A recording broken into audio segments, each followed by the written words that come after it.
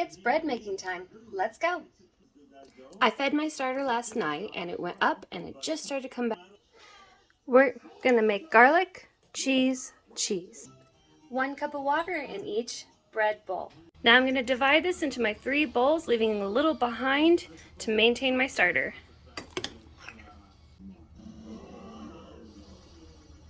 When it floats like that, you know it's ready.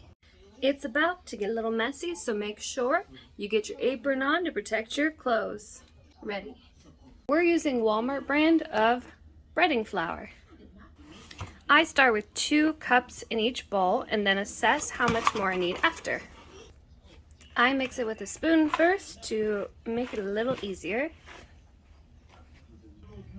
I added 1 more cup of flour in this one. This one only needed a half a cup, and this one needed about 1/4 more of flour, and I think that was a little too much, but it'll be okay. I'm looking for a nice mashed potato kind of texture. Now you can knead it by hand for 15 minutes, or you can come back in an hour and knead it for a few minutes then, which is what I'm gonna do. You want a really wet, sticky dough. Make sure you add in your salt now. It's been an hour, now we're gonna give it a nice knead.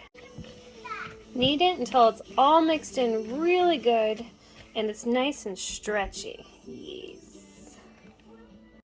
Now we wait from 4 to 12 hours. It all depends on the bread. We're just looking for it to double in size. Okay, so how we know that it's doubled in size was because we'll look at it. And if you're not sure, if you fed your starter like you were supposed to, you should see that it's hit the top line and just started to go down. So now we're going to flour our surface. I'm going to do the 2 cheese loaves first. Just going to dump out the dough. Don't be afraid to get your hands dirty. I went and grabbed my little scooper. Keeps my hand just a slightly bit cleaner. Now we're going to stretch it into a big square kind of pizza dough shape.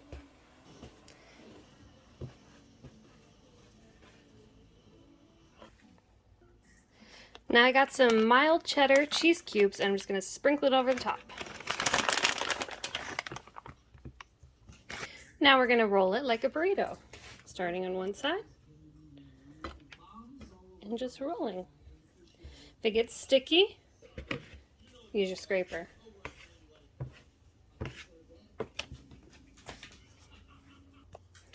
So here's the seam, and that's going to be my new center. I'm going to make another burrito going this direction. A tip that I like to do is I like to flatten out one side to give me more room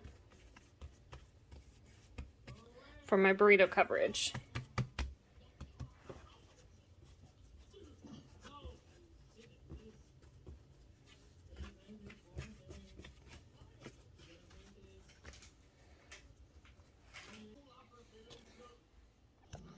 Flour your basket and set it aside.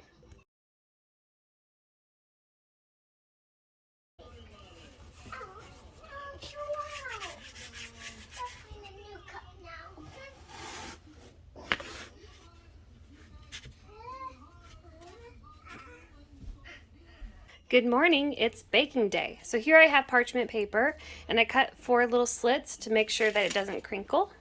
And we're gonna go ahead and bake our bread. We'll put it on top and give it a flip. If you floured it nicely, it should come out just perfect. Now I'm gonna cut a little decoration slit in it. Make sure your knife is nice and sharp.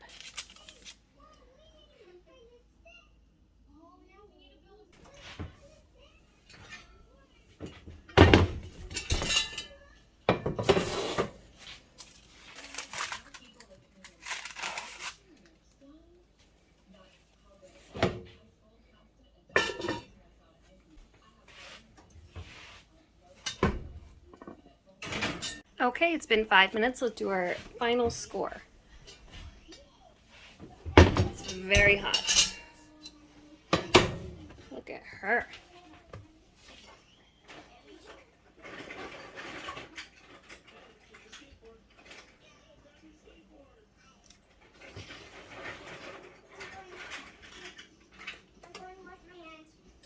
Okay, it's been 20 minutes, so we're gonna take a peek.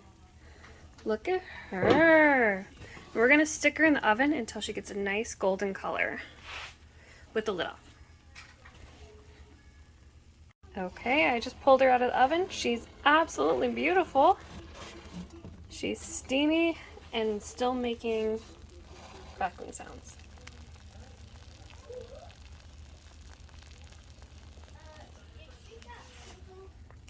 She's gonna taste so good.